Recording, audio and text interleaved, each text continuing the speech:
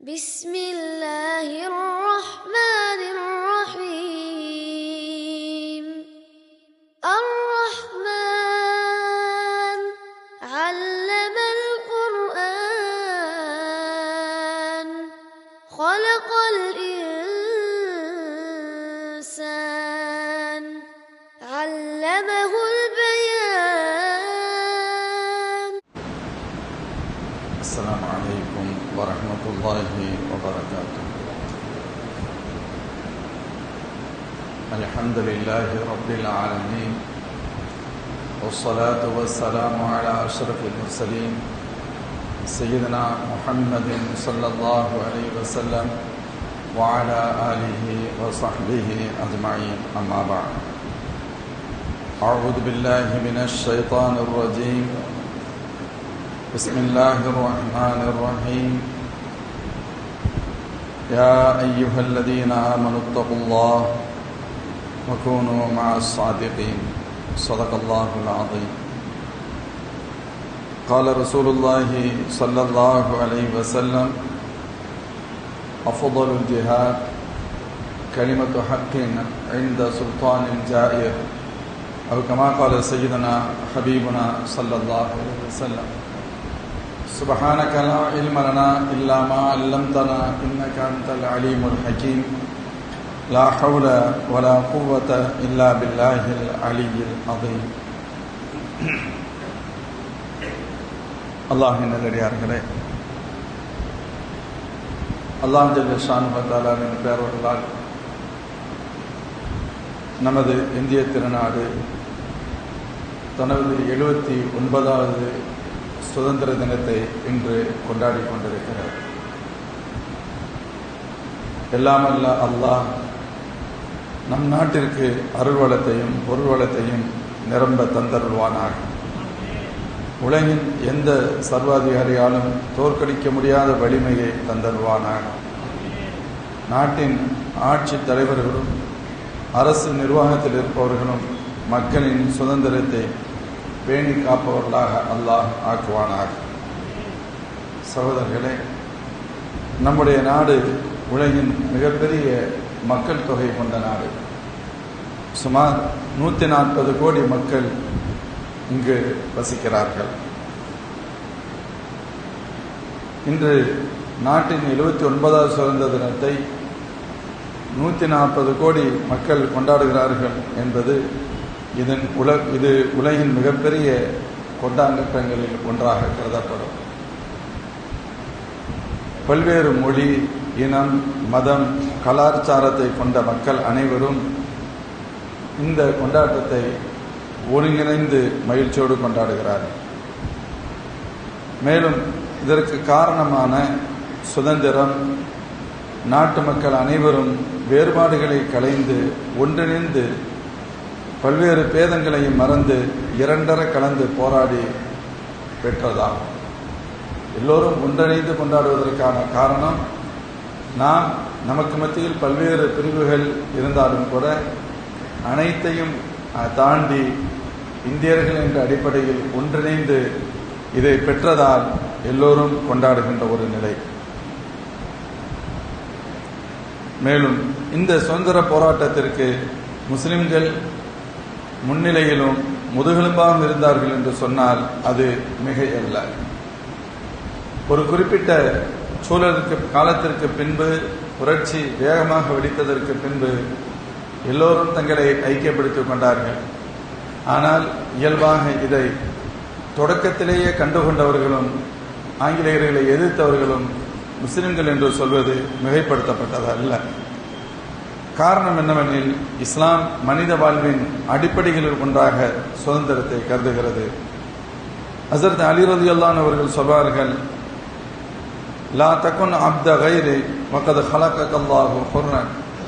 உன்னை அல்லாஹ் சுதந்திரமானவனாக படைத்திருக்கின்ற நிலையில் யாருக்கும் நீ அடிமையாக இருக்க வேண்டாம் என்று தங்களது வசியத்தில் அலி நாயகம் அவர்கள் குறிப்பிடுவார்கள். எகிப்து நாட்டின் ஆளுநரின் மகன் ஒருவரை, அங்குள்ள குடிமக்களில் ஒருவரை கன்னத்தில் அறைந்து விட்டார் என்று குற்றச்சாட்டு வருகிறது. ஹலீஃபா உமர் நாயகம் அவர்கள். உமர் ரலியல்லாஹு அன்ஹு அவர்கள் உடனடியாக அங்குள்ள கவர்னரை அழைத்தார்கள். அழைத்து இப்ப கோபத்தோடு கேட்டார்கள், மத்தா இஸ்தாபத்தும் அன்னாஸ் வகத் வலதத்துஹும் உம்மஹாத்துஹும் அஹ்ராரன். மக்களை அவர்களது தாய்மார்கள் சுதந்திரமாக பெற்றிருக்கின்ற நிலையில் எப்பொழுதிருந்து நீங்கள் அடிமையாக்கினீர்கள் என்று கோபத்தோடு கேட்டார்கள். உங்களுக்கு அடிப்பதற்கு யார் உரிமையை தந்தது? என்ன நினைத்துக் கொண்டிருக்கிறீர்கள் என்று. யார் மகன், கவர்னருடைய மகன் என்று சொன்னால் அந்த தைரியம் அவருக்கு எங்கிருந்து வந்தது? என் தந்தை கவர்னர் என்ற தைரியம் தானே அது. அப்படியானால் எப்பொழுது மக்களை நீங்கள் அடிமைப்படுத்தினீர்கள் என்று கோபக்கிணரோடு ஹஸரத் உமர் ரலியல்லாஹு அன்ஹு அவர்கள் எச்சரித்ததாக சொல்லப்படும். மனித சமூகத்தின் சுதந்திரத்தை உறுதிப்படுத்துகின்ற மிக அற்புதமான வார்த்தை இது. மேலும் மக்களை அவர்களது ஈமானின் மதத்தின் அடிப்படையில் கூட அடிமைத்தனம் செய்யக்கூடாது என்று குர்ஆன் கட்டளையிடும். அல்லாஹ் சொல்வான், வலவ் ஷாஅ ரப்புக லஆமன மன் ஃபில் அர்தி குல்லுஹும் ஜமீஆ. அல்லாஹ் நாடினால் இந்த மண்ணில் உள்ள அனைவரையும் ஈமான் கொண்டவர்களாக ஆக்கியிருப்பான். அஃபஅன்த துக்ரிஹுன் நாஸ ஹத்தா யகூனு முஃமினீன். ஆதலால் அவர்கள் ஈமானை ஏற்றுக்கொள்கின்ற வரை நீங்கள் அவர்களை நிர்பந்திக்க முடியுமா என்று அல்லாஹ் கேட்கிறான். அதற்கு காரணம், ஈமானை பற்றி எடுத்துச் சொல்ல வேண்டும், ஈமானை தெளிவுபடுத்த வேண்டும், ஈமானுடைய உயர்வை புரிய வைக்க வேண்டும். அதுவெல்லாம் சரி, ஆனால் ஈமானை ஏற்றுக்கொள்ள வேண்டும் என்று வற்புறுத்த முடியாது. லா இக்ராஹ ஃபித்தீன் என்ற வார்த்தையும் சொல்லும். இத்தகைய சுதந்திர இயல்பு முஸ்லிம்களிடம் இயல்பாகவே இருந்ததினாலும் அல்லாஹ்வின் திருத்தூதர் ஸல்லல்லாஹு அலைஹி வஸல்லம் அவர்கள் அநீதியை எதிர்த்து நிற்கின்ற துணிச்சலை இந்த உம்மத்திற்கு, இந்த உம்மத்தின் இரத்த நாளங்களில் ஓடச் செய்திருப்பதாலும் இத்தகைய சிந்தனை மற்றவர்களுடைய முஸ்லிம்களுக்கு இந்திய சுதந்திர வேட்கையில் அதிகம் இருந்தது. பெருமானார் ஸல்லல்லாஹு அலைஹி வஸல்லம் ஒரு முறை கேட்கப்பட்டது, ஐயுல் ஜிஹாதி அஃதல், சிறந்த ஜிஹாத் அறப்போர் எது என கேட்க பெருமானார் ஸல்லல்லாஹு அலைஹி சொன்னார்கள், கலிமத்து ஹக்கின் இன்த சுல்தானின் ஜாயிர், அநியாயக்கார அரசனிடம் சத்தியத்தை, உண்மையை எடுத்துச் சொல்வது என்றார்கள் அல்லாஹ்வின் திருத்தூதர் ஸல்லல்லாஹு அலைஹி வஸல்லம் அன்னவர்கள். மூமின்களே, ஆதலால்தான் முஸ்லிம்களிடமிருந்த சுதந்திர போக்கும் அநீதிக்கு எதிரான போராட்ட குணமும் இந்திய விடுதலை போரில் மிகச்சிறந்த பங்களிப்பை முஸ்லிம்களால் கொடுக்க வைத்தது. முஸ்லிம்கள் நாட்டு மக்கள் அனைவரோடும் இணைந்து போராடினார்கள். பல சந்தர்ப்பங்களில் போராட்டத்திற்கு மக்களை இணைப்பதில் முஸ்லிம்கள் ஒன்றிணைந்து செயல்பட்டார்கள் என்பதை, முன்னின்றார்கள் என்பதை வரலாறு பார்க்கிறது. ஆங்கிலேயருக்கு நாட்டை ஆளும் எண்ணம் வந்துவிட்டதை முதலில் கணித்தது வங்கத்தை ஆண்ட சிராஜுத்தௌலா தான், அந்த ஆட்சியாளர் தான் என்பது வரலாறு சொல்லும். ஆங்கிலேயர்களை பொறுத்தவரை ஈஸ்ட் இந்தியன் கம்பெனி என்ற அடிப்படையில் ஒரு வியாபாரிகளாக உள்ளே வந்தவர்கள் வியாபாரம் செய்கிறார்கள் என்று மட்டுமே கருதி கொண்டிருந்த நேரத்தில், இல்லை, இவர்கள் வியாபாரி மட்டுமல்ல, நம்மை அடிமைப்படுத்த வந்தவர்கள் என்பதை முதலில் கண்டுகொண்டவர்கள் மன்னர் சிராஜுத்தௌலா அவர்கள்தான். உடனடியாக அவர்கள் அதை எதிர்க்க முற்பட்டார்கள். ஆங்கிலேயர்கள் ஊடுருவலை அடையாளம் கண்ட முதல் நடவடிக்கையாக வரலாறு இதை பார்க்கிறது. கடைசியில் வேறு வழி இல்லாமல் சிராஜுத்தௌலாவை அழித்து வெற்றி கொண்டதற்கு பின்புதான் ஆங்கிலேயர்கள் இந்தியாவிற்குள் அதிகாரத்தை தொடங்கினர் என்பது, சிராஜுத்தௌலா தான் ஆங்கிலேயர்களை எதிர்த்த முதல் போராளி என்பதை வரலாறு நமக்கு படம் பிடித்து காண்பிக்கிறது. இந்தியா முழுவதுமாக ஏறக்குறைய கிழக்கிந்திய கம்பெனியிடம், ஈஸ்ட் இந்தியன் கம்பெனியிடம் முழுமையாக விழுந்துவிட்ட பிறகு இனிமேல் ஆங்கிலேயர்களை எதிர்க்க முடியாது என்ற, ஆங்கிலேயர்கள் எதிர்க்கப்பட முடியாத சக்தி என்ற சிந்தனை இந்திய மக்களிடம் பரவிவிட்டிருந்த சூழலில் தான் 1857 சிப்பாய் கழகம் நடைபெற்றது. முதல் இந்திய போராட்டம் என்று அறியப்படும் இந்தியாவுடைய முதல் சுதந்திர போராட்டம் சிப்பாய் கழகம் என சொல்வார்கள். இந்த சிப்பாய் புரட்சியை முன்னின்று நடத்தியவர்கள் முஸ்லிம்களே. அதில் உயிரிழந்த அதிகப்படியானோரும் இஸ்லாமிய சகோதரர்கள் தான். இந்திய சுதந்திர போராட்டம் வீறு கொண்டு எழுந்தபோது முஸ்லிம்களும் இந்துக்களும் கிறிஸ்தவர்களும் சீக்கியர்களும் மற்ற சிறு சிறு மதங்களை பின்பற்ற அனைவரும் ஒன்றிணைந்து போராடினர். இந்தியா ஆங்கிலேயரிடம் சிக்கிய ஆரம்ப காலகட்டத்தில் ஆங்கிலேயர்களுக்கு எதிராக நாடு முழுக்க நடைபெற்ற போர்களில், அது மேற்கு வங்கமானாலும் சரி, பீகார் ஆனாலும் சரி, ராஜஸ்தான் ஆனாலும் சரி, தில்லி ஆனாலும் சரி, எங்கெல்லாம் ஆங்கில அரசுக்கு எதிரான போர்கள் நடந்ததோ அங்கெல்லாம் இந்திய அரசர்களுக்கு ஒரே ஒரு நோக்கம் மட்டுமே இருந்தது. அது டில்லியில் முகலாயர்களின் கடைசி மன்னரான மன்னர் பகதூர் ஷா ஜாஃபரை அரியணையில் ஏற்ற வேண்டும் என்பதை நோக்கமாக கொண்டே எல்லோரும் எதிர்த்தார்கள். இந்த நோக்கத்தை சிதைப்பதற்கு ஆங்கில அரசு மத துவேஷம் ஒன்றை கண்டுபிடித்து கிளப்பிவிட்டது. அது என்ன? முஸ்லிம்கள் பக்ரீத் பெருநாளின் போது பசுக்களை அறுக்கிறார்கள் என்று பொருளை கிளப்பிவிட்டார்கள். இன்று பலர் இதுபோன்ற காரியங்களை செய்வதை நாம் பார்க்கின்றோம். இது ஒரு காலகட்டத்தில் ஆங்கிலேயர்களால் திட்டமிட்டு உருவாக்கப்பட்டு மதத்தால் இந்திய மக்களை பிரிப்பதற்காக செய்யப்பட்ட சூழ்ச்சிகளில் ஒன்று. இந்த சூழ்ச்சியை புரிந்து கொண்ட மன்னர் பகதூர் ஷா அவர்கள் மக்களிடையே ஒற்றுமை குறைந்துவிடக்கூடாது என்பதற்காக வரும் காலங்களில் முஸ்லிம்கள் குர்பானிக்காக பசுக்களை அறுக்க வேண்டாம், தவிர்த்துக் கொள்ளுங்கள் என்று சொன்னார்கள். மொத்த காரணம் இந்திய மக்களின் ஒற்றுமை பாதிக்கப்பட்டுவிடக் கூடாது என்பதற்காக.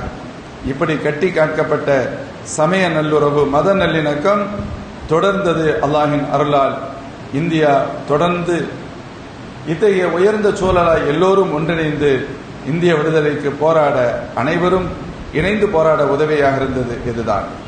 மேலும் இன்றைக்கு சுதந்திரம் என்று சொன்னாலே அனைவருக்கும் நினைவில் வருவது அண்ணல் காந்தி அவர்களை பற்றி நினைவிற்கு வரும். ஆனால் காந்தி அவர்களை தேசப்பிதாவாக மாற்றியவர்கள் ஒருவர் அப்துல்லா ஆதம் ஜவேரி ஆவார்கள். 50 சரக்கு கப்பல்களையும் 4 பயணிகள் கப்பலையும் கொண்ட மிகப்பெரிய நிறுவனத்தை நடத்திய அப்துல்லா ஆதம் ஜவேரி அவர்கள், இவருடைய கம்பெனியான தாதா அப்துல்லா கம்பெனியின் வழக்கு தொடர்பாக அட்வொகேட்டான திரு காந்தி அவர்கள் டர்பன் நகரில் இருந்து பிரிட்டோரியா நகருக்கு அவர்கள் ட்ரெயினில் முதல் வகுப்பில் பயணம் செய்த பொழுது, அப்பொழுதுதான் ஆங்கிலேயர்களால் காந்தி அவர்கள் இறக்கிவிடப்படுகிறார்கள். வெள்ளையர் ஒருவரால் கீழே தள்ளப்படுகிறார். பின்னாளில் இந்தியாவின் விடுதலைக்கே காரணமாக அமைந்தது இச்சம்பவம். இது அவருடைய மனதில் ஆழமாக அவருடைய மனதை பாதித்தது. இதற்கு தகுந்தவாறு அப்துல்லா ஆதம் ஜவேரியும் அவரது குடும்பத்தினரும் காந்தி அவர்களை இந்தியாவிற்கு அவர்கள்தான் அனுப்பி வைக்கிறார்கள். அவர்களுடைய அட்வொகேட் அவர் காந்தி இந்தியாவிற்கு அனுப்பி இந்திய சுதந்திர போராட்டத்தை முன்னெடுப்பதற்கு மிகவும் உதவியாக இருந்தார்கள். இவர்கள் காந்தியை அனுப்பி இந்தியாவில் இப்படி ஒரு சூழலை உருவாக்கிவிட்டார்கள் என்பதால் ஆங்கிலேய அரசு அப்துல்லா ஆதம் ஜவேரி அவர்களுடைய அந்த கப்பல் கம்பெனிக்கு பல்வேறு இடையூறுகளை ஏற்படுத்தியது. கல்கத்தா துறைமுகத்தில் நின்ற அவர்களது கப்பலை தண்ணீரில் மூழ்கடித்தார்கள் ஆங்கிலேய அரசினர். இதுபோன்ற பல்வேறு நடவடிக்கைகளால் அன்றைய தேதியில் சுமார் 150 கோடி சொத்துக்களை சுதந்திர பணிக்காக அந்த குடும்பம் இழந்திருந்தது. அன்னைக்கு 150 கோடின்னா நம்ம எவ்வளவு இருக்குன்னு கணக்கு பார்த்துக்கலாம். அவ்வளவு பெரிய இழப்பை அந்த குடும்பம் சந்தித்தது. இந்திய விடுதலைக்கு காந்திஜி அவர்களும் காங்கிரஸ் இயக்கமும் அகிம்சை வெளியில் போராடி கொண்டிருந்த போது ஆயுதமேந்திய போராட்டத்தை முன்னெடுத்தவர் நேதாஜி சுபாஷ் சந்திர போஸ். அப்பொழுது அவர் பேசிய கூட்டங்களெல்லாம் சொல்லுகின்ற ஒரு செய்தி, நாட்டை பிடித்திருக்கும் பிணி நீங்க வேண்டுமானால் ஹபீப் மருந்து தேவை என சொன்னார்கள். நாட்டை பிடித்திருக்கும் பிணி நீங்க வேண்டுமானால் ஹபீப் மருந்து தேவை என்று கோடு வேடாக அதை ஆங்காங்கு தங்களுடைய உரையில் சொல்லிக்கொண்டே இருப்பார். ஏனெனில் அது ஹபீப் மருந்து என்று சொன்னால் என்ன? நேதாஜி சுபாஷ் சந்திர போஸ் அவர்கள் படைகளை திரட்டி ஆயுதங்களை கொண்டு போராட வேண்டும் என்ற சிந்தனை இருந்ததனால் அதற்கு நிறைய செலவு பிடிக்கும், நிறைய பொருளாதாரம் தேவை. அந்த பொருளாதாரத்தை திரட்ட வேண்டிய கட்டாயம் ஏற்பட்ட பொழுது கல்கத்தாவின் மிகப்பெரிய வணிகராக இருந்த ஹபீப் அவரிடத்தில் நேதாஜி சுபாஷ் சந்திர போஸ் அவர்கள் கோரிக்கை வைத்த பொழுது ஆசாத் இந்திய ராணுவத்திற்காக அவர்கள் உருவாக்கிய பெயர் ஆசாத் இந்திய ராணுவம், அதற்காக 1943ஆம் ஆண்டு 1 கோடி ரூபாய் கொடுத்திருக்கிறார்கள். அதைத்தான் நேதாஜி அவர்கள் பேசுகின்ற கூட்டங்களில் எல்லாம் நாட்டை பிடித்திருக்கும் பிணி நீங்க ஹபீப் மருந்து தேவை என கோடுவேடாக சொல்வார்கள். பொருளாதாரம் எல்லோரும் நாம் வழங்கி நம்முடைய நாட்டை பாதுகாக்க வேண்டும் என சொல்வார்கள் என வருகிறது. அதனுடைய தொடர்ச்சியில் இந்தியாவின் பல்வேறு பகுதிகளுக்கும் நிதியும் திரட்ட சென்றிருக்கின்றார்கள். அப்பொழுது தமிழகத்திற்கு வந்த பொழுது ஜமாலியா குடும்பத்தின் முன்னோடிகளில் மூத்தவரான அந்த மிகப்பெரிய வியாபார சிந்தனையும் அதேபோன்று மக்களுக்கு உயர்ந்த நற்காரியங்களில் செய்ய வேண்டும் என்ற மிகச்சிறந்த சிந்தனை கொண்ட அந்த மூதாரிடத்தில் சென்ற பொழுது அவர்கள் பிளாங்க் செக்கை கொடுக்கிறாங்க, நீங்க எவ்வளவு வேண்டுமானாலும் ஃபில் பண்ணிக்கன்னு கொடுக்கிறாங்க. அன்று மிகப்பெரிய தொழிலதிபர்களாக இருந்த டாடா பிர்லா தான் மிகப்பெரிய தொழிலதிபர்கள் அன்றைய காலகட்டத்தில். அப்பொழுது காந்தி போன்ற உயர்ந்தவர்கள் சொன்ன வார்த்தை, டாடா பிர்லா செய்யாததை ஜமால் முகமது அவர்கள் செய்திருக்கிறார்கள் என்று சொன்னார். காரணம், அவர்கள் எல்லோரும் நிறைய நிதி கொடுத்திருக்கிறார்கள், ஆனால் பிளாங்க் செக்கை கொடுக்கல. இவங்க பிளாங்க் செக்கை கொடுத்தாங்க, உங்களுக்கு எவ்வளவு வேண்டுமோ ஃபில் பண்ணிக்கங்க அப்படின்னு சொல்லி.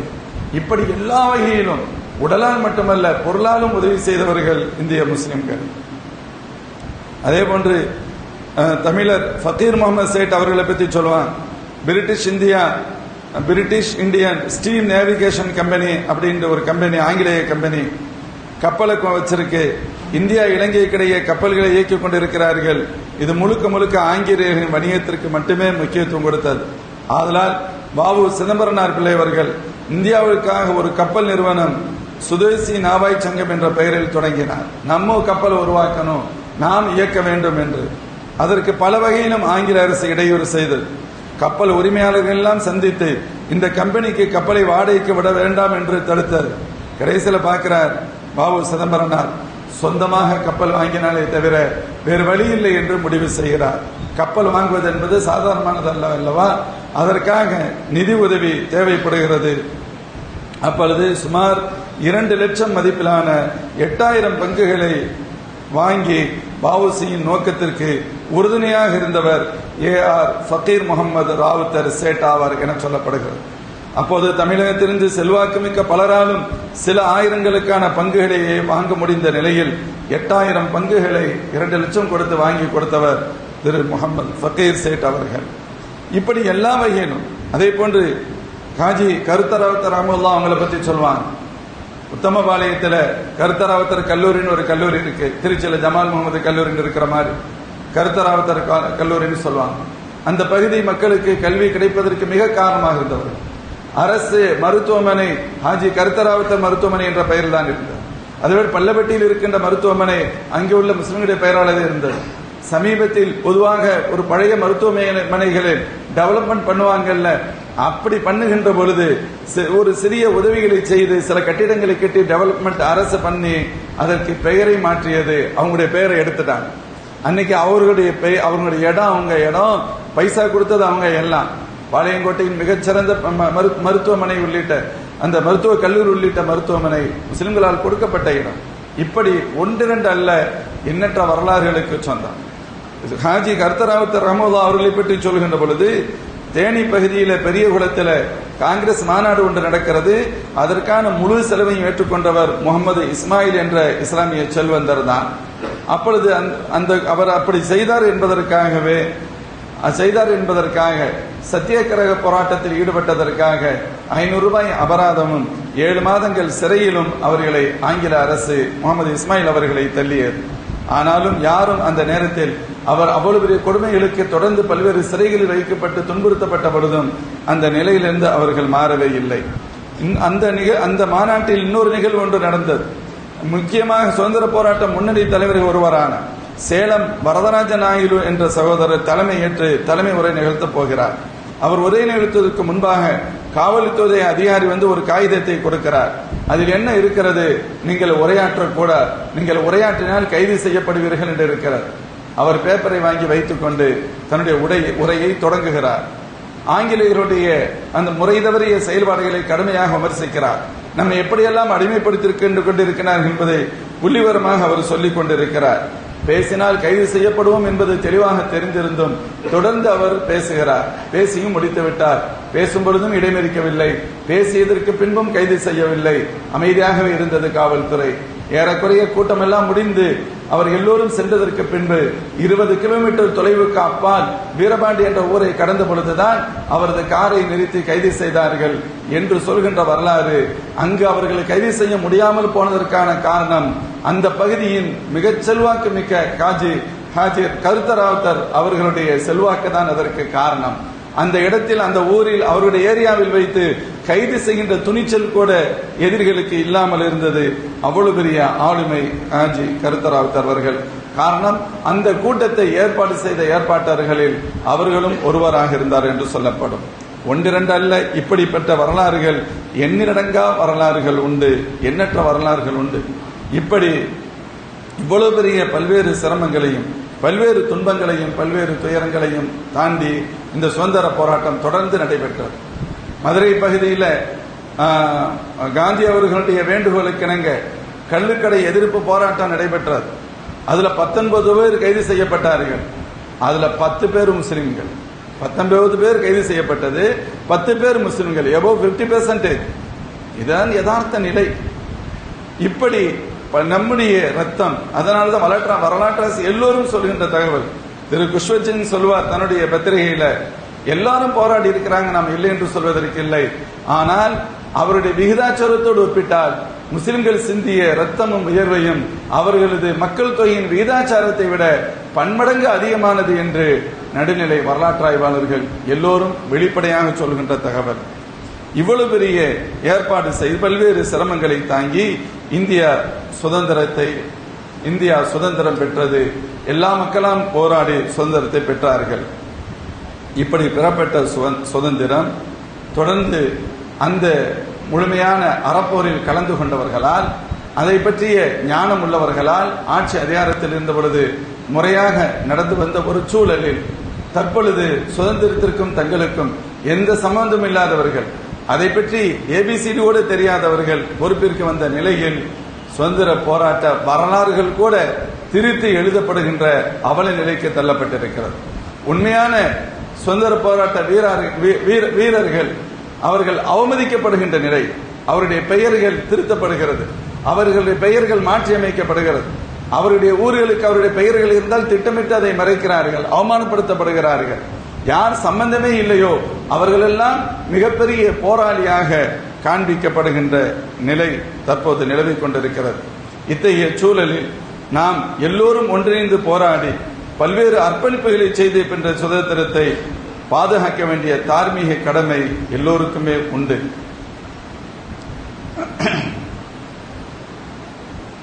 நாட்டின் இன்றைய நிலை எல்லா துறைகளிலும் பல்வேறு மிக மோசமான சூழல் நிலவுகிறது. ஒரு சாரார் விரல் விட்டு எண்ணுகின்ற ஒரு சாரார் இடத்தில் வசதி இருக்க, ஒரு பெரும்பகுதி மக்கள் கடுமையான வறுமை கோட்டிற்கு கீழ் தள்ளப்படுகின்ற நிலை. பெரிய பெரிய வியாபாரிகள் கார்ப்பரேட் கம்பெனிகளுக்கு கடன் வாரி இறைத்து அவர்கள் கட்ட முடியாது என்ற சூழல் தெரிந்திருந்தோம். அவருடைய கடனை தள்ளுபடி செய்வதற்கு அரசுகள் தயாராக இருக்கின்றன. ஆனால் ஏழை எளிய ஒரு விவசாயி கடன் பெற்றால் கூட அதற்காக அவன் கடுமையாக நிர்பந்திக்கப்படுவான். ஒருவேளை எந்த அளவிற்கு அவன் நிர்பந்திக்கப்படுவான், அசிங்கத்திற்கு பயந்து, அவமரியாதைக்கு பயந்து தற்கொலை செய்யப்படுகின்ற அளவிற்கு தூண்டப்படுகின்ற ஒரு அவல நிலை. சராசரி மக்கள் தாங்கள் சம்பாதிக்கக்கூடிய பணத்தில் செலவு செய்வதற்கு மிகச் சிரமப்படுகின்ற சூழலில் வரி எடுத்ததற்கெல்லாம் தொட்டதற்கெல்லாம் வரியாக ஒரு பெரும் தொகையை வரியாக செலுத்துகின்ற நிலை. இந்தியாவின் வரி வருமானத்தை சொல்கின்ற பொழுது பெரிய பெரிய கோடீஸ்வரர்கள் மூலமாக கிடைக்கக்கூடிய வருவாய் பெரிதல்ல. சாதாரணமாக இருக்கக்கூடிய மிக சாதாரண நிலையில் இருக்கக்கூடிய மக்களிடமிருந்துதான் பெரும்பகுதி வரிகள் ஈட்டப்படுகின்றன என்று பொருளாதார புள்ளி விவரம் குறிப்பிடுகிறது. சகோதரர்களே, அரசின் அது மட்டுமின்றி ஆட்சியாளர்கள் சுதந்திர இந்தியாவிற்கு மிகப்பெரிய ஒரு ஆபத்தான சூழலை உருவாக்கி இருக்கிறார்கள்.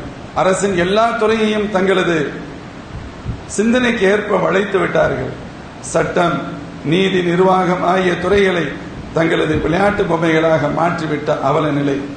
இப்போது ஒரு உயர்ந்த நாட்டின் சுதந்திர அரசை உருவாக்கி தரக்கூடிய எலெக்ஷன் கமிஷனையும் தங்களுடைய கைப்பாவையாக மாற்றிவிட்ட நிலை. நாட்டிற்கு நியாயமான தேர்தலை நடத்தி மக்கள் விரும்புகின்ற ஒரு ஆட்சியாளரை தேர்வு செய்து தர வேண்டிய தேர்தல் ஆணையம் ஒரு கட்சி விரும்புகின்ற வேட்பாளர்களை தேர்ந்தெடுத்து கொடுக்கக்கூடிய வேலையை செய்து வருவதாக தெரிகிறது. கடந்த 7ஆம் தேதி செய்தியாளர்களை சந்தித்த இந்திய நாட்டின் எதிர்க்கட்சி தலைவர் தேர்தல் கமிஷன் தவறானவர்களோடு கூட்டு வைத்து எப்படிப்பட்ட முறை தவறிய வேலைகளை செய்கிறது என்பதை இன்று மரபரப்பான ஒரு குற்றச்சாட்டை முன்வைத்தார். அதற்கான ஆதாரங்களையும் ஆய்வுபூர்வமாக எடுத்து கூறினார். அதை கேட்ட உலகின் செல்வாக்குமிக்க சுதந்திர நாடு எப்படி சர்வாதிகாரத்தை நோக்கி இழுத்துச் செல்லப்படுகிறது என்பதற்கான அதிர்ச்சியுற்றுகின்ற ஆதாரமான தகவல்களாக அமைந்தன.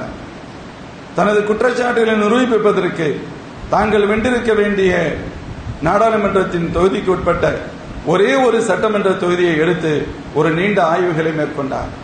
அதற்கான புள்ளி விவரங்களை கேட்ட பொழுது அது மின்னணு முறை டிஜிட்டலுடைய இதை கொடுக்காமல் பேப்பர் கிட்டத்தட்ட அதாவது 7 அடுக்கு, ஒவ்வொரு அடுக்கும் 7 அடி உயரத்தில் இருக்கும். ஏன்னா தைரியம், யாரும் படிக்க மாட்டாங்க, யாரும் பார்க்க மாட்டாங்க, இதெல்லாம் யாரும் எங்கே போய் கண்டுபிடிக்க முடியும் என்று கொடுக்கப்பட்டது. அதுல குறிப்பிட்ட ஒரு தொகுதியை மட்டும், ஒரு சட்டமன்ற தொகுதியை தேர்ந்தெடுத்து அதை விலாவாரியாக அதற்கான ஆய்வாளர்களை ஏற்படுத்தி ஆய்வு செய்து 1,00,000 வாக்குகள் இங்கு திருடப்பட்டிருக்கின்றன, கொள்ளைப்புற வழியாக கொண்டு வரப்பட்டிருக்கிறது என்பதை ஆதாரப்பூர்வமாக அணுவணுவாக நிரூபித்தார். பல்வேறு வழிகளில் போலி வாக்காளர்கள் இணைக்கப்பட்டது, முகவரியே இல்லாத 0 முகவரியில எண்ணற்ற வாக்காளர்கள், ஒரே ஒரு சிறிய அறைக்குள் 80-88 பேர் இருப்பதாக காண்பிக்கப்பட்ட ஒரு நிலை, புதிய வாக்காளர்கள் சேர்க்கும் படிவத்தை தவறாக பயன்படுத்தியது, செல்லாத புகைப்படங்கள், இப்படி பல்வேறு வழிகளில் செய்யப்பட்ட பல்வேறு முறை தவறியவைகளை குற்றச்சாட்டுகளாக முன்வைத்தார்கள். இவை மட்டுமின்றி பீகாரில் சட்டமன்ற தேர்தலுக்கு மிகச்சில நாட்களே தற்பொழுது இருக்கின்ற நிலையில் தீவிர வாக்காளர் பட்டியல் சீரமைப்பு பணி என்ற பெயரில் தேர்தல் கமிஷன் ஒரு பணியை முன்னெடுத்திருக்கிறது. தேர்தல் கமிஷனே சொல்கிறது 2 லட்சத்திற்கு மேற்பட்ட தன்னார்வலர்களை கொண்டு, வாலண்டியர்ஸை கொண்டு நாங்கள் இந்த வேலையை பார்த்துக்கோம். இந்த வாலண்டியர்ஸ் எல்லாம் யாராக இருப்பாங்க? இந்தியாவுடைய ஓரளவு விவரமான மக்கள் எல்லோருக்கும் தெரியும் அந்த தன்னார்வலர்கள் எப்படிப்பட்ட நல்லவர்கள் என்பது. கவர்மெண்ட் அபிஷியல்ஸ் மட்டுமல்ல, தன்னார்வர்கள் வாலண்டியர்ஸ் வச்சு நாங்க செக் பண்றோம். இந்த வாலண்டியர்ஸ் யாரா இருப்பான் யோசிச்சு பாருங்க. இப்படி செய்து சுமார் ஏறக்குறைய 67 to 68 லட்சம் வாக்காளர்களை வாக்காளர் பட்டியலிருந்து தேர்தல் கமிஷன் நீக்கி இருக்கிறது. எவ்வளவு பேரை சேர்த்திருக்காங்கிறது தனி தகவல். நீக்கப்பட்டது இவ்வளவு பேர், இத்தனை லட்சம் பேர். சுப்ரீம் கோர்ட்ல வழக்கு வருகிறது. வழக்கு விசாரணை சுப்ரீம் கோர்ட்டில் நீதிபதி விசாரித்துக் கொண்டிருக்கின்ற பொழுது இந்த 68 லட்சம் பேருடைய நீங்க யாரை நீக்கி இருக்கீங்களோ அந்த 67 லட்சம் டீடைல்ஸ் கொடுங்க. கொடுக்கறதுல என்ன பிரச்சனை? இல்ல இது யாரும் கேட்கவும் முடியாது, கொடுக்க முடியாது. எவ்வளவு பெரிய தைரியம்! தங்களுக்கு பின்னால் யார் இருக்கிறார்கள் என்ற அந்த தைரியம், எங்களை யாரும் கேட்க முடியாது என்ற சிந்தனை. இது எப்படி மக்கள் விளங்குறாங்க அப்படிங்கிறது இல்ல. நம்ம நிறைய பத்திரிகை செய்திகள் வெளிப்படையாக பார்க்கின்ற பொழுது ஒரு உண்மை தோற்றங்கள் தெரியாது. இது மாதிரி இது இன்னும் எவ்வளவு நல்ல நாளைக்கு நீடிக்கும் சொல்ல முடியாது. சுப்ரீம் கோர்ட் என்ற முக்கிய இடங்களில் வழக்குகள் வருகின்ற பொழுதுதான் அந்த கேட்கப்படுகின்ற கேள்விகளும் இவர்கள் அளிக்கக்கூடிய பதில்களும் அங்கு எந்த சூழல், நேச்சர், உண்மை சிச்சுவேஷன் என்ன நிகழ்கிறது அப்படிங்கறத ஓரளவு கணிக்க முடியும். இல்லைன்னா நம்ம குப்பைகளை மட்டும்தான் படிக்கணும். அந்த டீடைல்ஸ் கொடுக்க முடியாதுன்னு கொடுக்க எங்களுக்கு கஷ்டம் சொல்றது கூட இல்லை, கொடுக்க முடியாது, யாரும் கேட்க முடியாது, யாருக்கும் தர வேண்டிய அவசியம் இல்லை அப்படின்னு வாதிடுகிறார்கள். இதுக்கு இடையில தேர்தல் கமிஷனுடைய நடவடிக்கைகளால் இந்த 67 லட்சம் பேர் நீக்கியிருக்காங்கன்னு சொல்லப்பட்ட சில உதாரணத்திற்கு இந்த நீக்கப்பட்ட வாக்காளர்கள் இதுலையும் சரி, அது வேறு இதுகளிலும் சரி, நீக்கப்பட்டதற்கான காரணங்கள் இறந்து விட்டார்கள் என்று நீக்கப்பட்டார். இந்த இறந்து விட்டார்கள் என்று நீக்கப்பட்ட பலர் இன்றும் உயிரோடு இருக்கிறார்கள். அவங்களோட எதிர்கட்சி தலைவர் டீ சாப்பிடுகிறார். முதல் முறையாக இறந்தவர்களோடு டீ சாப்பிடுகிறேன் என்று ட்வீட் போடக்கூடிய ஒரு சூழல். சுப்ரீம் கோர்ட்ல போய் முன்னால நிறுத்துறாங்க. இவங்களுக்கெல்லாம் பாருங்க, இவங்களுக்கு ஓட்டு கிடையாது. காரணம், இவர்கள் இறந்து விட்டார்கள் என்று பதிவு செய்யப்பட்டிருக்கிறது. ஆனால் அவங்க எல்லாம் உங்களுக்கு முன்னால உயிரோடு நிக்கிறாங்க, என்ன சொல்ல வர்றீங்க என்று கேட்கப்படுகிறது. தேர்தல் கமிஷனுடைய அட்வொகேட் அப்படியே ஒரு மாதிரியா நிலகுலஞ்சு நிற்கிறார். அதையும் சமாளிப்பாங்க, அது வேறு விஷயம். சகோதரர்களே, இந்த சூழல். ஆனா நேற்றைய ஜட்ஜ்மெண்ட், நேற்றுக்கு எந்த ஜட்ஜ்மெண்ட் என்ன அப்படின்னு கேட்டா, நீங்க 67 லட்சம் பேரை பல்வேறு இடங்களில் அந்த தொகுதி வாரியாக நீங்க வெளியிடணும், சொல்லணும். யார் யார் எந்த காரணத்திற்காக நீக்கப்பட்டிருக்கிறார் என்ற தகவலையும் சேர்த்து சொல்லணும். முகவரி மாற்றமா, இறப்பா, என்ன காரணம், அதையும் சொல்ல வேண்டும் என்று தீர்ப்புகள் வந்து இருக்கிறது. எத்தனையோ தீர்ப்புகள், அவ்வளவுதான். நம்ம ஒன்னுதுல விலாவாரியாக விளக்கி சொல்வதற்கு இல்லை. கடைசி நேரத்தில் ஏராளமானோர் வாக்களித்திருக்கிறார்கள் அப்படின்னு சொல்லப்படுது. ஆனால் பூத் ஏஜெண்டாக இருந்தவர்களோ அப்படி ஒரு கூட்டம் வரவில்லை என சொல்கிறார்கள். உண்மையை கண்டறிவதற்கு வீடியோ காட்சிகளை தருமாறு கேட்டால் தேர்தல் கமிஷன் அவற்றை தர மறுக்கும். இதெல்லாம் நீங்க இன்னும் கொஞ்சம் நம்ம ஒரு சில தகவல்கள் நடக்கின்ற பொழுது கவனமாக பார்த்தால் புரியும். 2024 மக்களவை தேர்தல் அறிவிப்பதற்கு மிக சில நாட்கள் மட்டுமே இருந்த நிலையில் அன்றைய தேர்தல் கமிஷன் அருண் கோயல் ராஜினாமா செய்கிறார். ராஜினாமா செஞ்சு ஜனாதிபதிக்கு அனுப்புறார். 2 மணி நேரத்தில் இவருடைய ராஜினாமா கடிதம் ஏற்றுக்கொள்ளப்பட்டது. அதே போல தேர்தல் ஆணையரை நியமிக்கும் குழுவில் இருந்த இந்திய தலைமை நீதிபதியை அதிலிருந்து மத்திய அரசு நீக்குகிறது.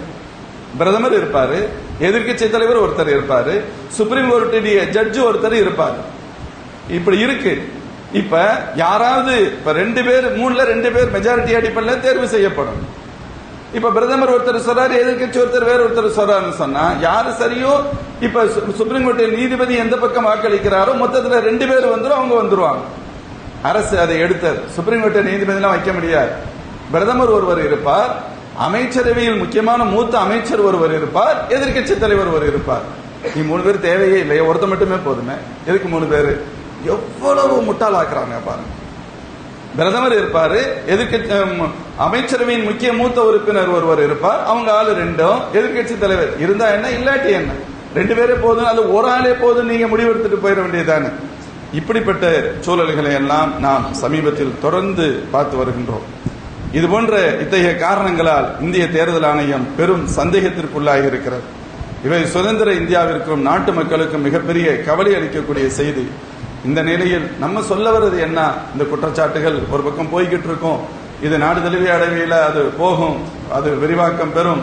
மக்கள் யதார்த்தங்களை ஒரு பக்கம் விளங்கிக்கிறனும், எவ்வளவு பெரிய அநியாயம் செய்யப்படுகிறது அப்பாவி மக்களின் மீது என்று. இப்பவும் கூட இதை திருப்பி விடுறாங்க. தேர்தல் கமிஷன் என்ன சொல்லுது தெரியுமா? திருட்டு வாக்குன்னு சொன்னா வாக்காளர்கள் எல்லாம் திருடன்னு சொல்றாங்க, மக்களை திருப்பி வராங்க. இவர்களுக்கு எதிராக மக்கள் திரள வேண்டிய ஒரு சூழலில் அதையே ஆப்போசிட்டா பாக்குறாங்க. அப்படியெல்லாம் ஒரு சூழல். நாம் குறைந்தபட்சம் நம்ம எச்சரிக்கையா இருக்கணும். நம்ம ஒண்ணு ரொம்ப சேஃப்ல இருக்கிறோம்லாம் சொல்றதுக்கு ஒண்ணு இல்ல. தமிழகத்தில் நம்முடைய வாக்குகள், நம்முடைய இஸ்லாமிய சகோதரர் எத்தனை பேருடைய வாக்குகள் இல்ல. ஒவ்வொருவரும் தங்களுடைய தொகுதி, நமக்கு எதை பத்தியுமே கவலை இல்லை, சும்மா பேசிட்டு அப்படியே போயிடுறது. என்னுடைய வாக்கு இருக்கிறதா இல்லையா பார்க்கணும். இல்லைன்னு சொன்னா அதற்கான காரணம் என்ன சொல்லப்பட்டிருக்கிறது, அதை களைவதற்குண்டான வழி இருக்கிறது. நம்ம கவனக்குறைவாக இருப்பதால் தான் ஏமாற்றுவதற்கு வாய்ப்புகள் வழிகளும் ஏற்படுகின்றன. எனவே நாம் நம்முடைய வாக்குகளை பாதுகாக்கணும், இருக்குதான் பார்க்கணும், இல்லைன்னா சேர்ப்பதற்குண்டான முயற்சிகளை மேற்கொள்ளணும். தகுதியுடைய வாக்காளர்கள் 18 வயசு பூர்த்தி ஆயிருச்சுன்னு சொன்னா அவர்கள் வாக்காளராக இருக்க வேண்டும், அதை நாம் சேர்க்க வேண்டும். இது போன்ற பணிகளை நாம் மொத்தமாக முறையாக செய்ய வேண்டும். மொத்தத்தில் இது போன்ற பணிகளை நாம் செய்வதன் வழியாக நாம் நம்முடைய போலித்தனமான சிந்தனைகள் நீங்கி தொடர்ந்து இந்த நாடு சுதந்திர இந்தியா உண்மையிலேயே ஒரு மிகச்சிறந்த இந்திய திருநாடாக, சுதந்திரம் பெற்ற காலத்தில் எப்படி சுதந்திர உணர்வை இந்த இந்தியா உணர்ந்ததோ, வேறு யாரோலோ அடிமைப்படுத்தி விட்டோமோ என்று கருதுகின்ற இந்த சூழல் நீங்கி உண்மையான சுதந்திர காற்றை நாம் சுவாசிப்பதற்குண்டான சூழலை எல்லாம் அல்ல அல்லாஹ் ஏற்படுத்தி தருவானாக. எல்லாம் அல்ல அல்லாஹ் பல லட்சம் தியாகங்களுக்கு பிறகு பல கோடி மக்கள் ஒன்றிணைந்து போராடி பெற்ற இந்த சுதந்திரத்தை அல்லாஹ் பாதுகாக்க உதவுவனாக. நாட்டை சர்வாதிகார பாதைக்கு அழைத்துச் செல்ல முயலும் தீய சக்திகளிடமிருந்து எல்லாம் அல்ல அல்லாஹ் இந்த இந்திய திருநாட்டை பாதுகாப்பானாக. நாம் மிகப்பெரிய போராட்டத்திற்கு பின்பு பெற்ற இந்த சுதந்திரம் பேணி எல்லா வகையிலும் பாதுகாக்கப்பட்டு அமைதி நிறைந்த சுபிட்சம் நிறைந்த மக்கள் எல்லோரும் நிம்மதியாக இருக்கக்கூடிய சம வாய்ப்பு வழங்கப்படுகின்ற சமமாக எல்லோரும் மதிக்கப்படுகக்கூடிய ஒரு சிறந்த நாடாக அல்லாஹ் இந்த நாட்டை ஆக்குவானாக. வாஹிர் தாவானா அல்ஹம்துலில்லாஹி ரப்பில் ஆலமீன். அஸ்ஸலாமு அலைக்கும் வரஹ்மத்துல்லாஹி வபரகாத்துஹு. ஸதகல்லாஹுல் அஸீம்.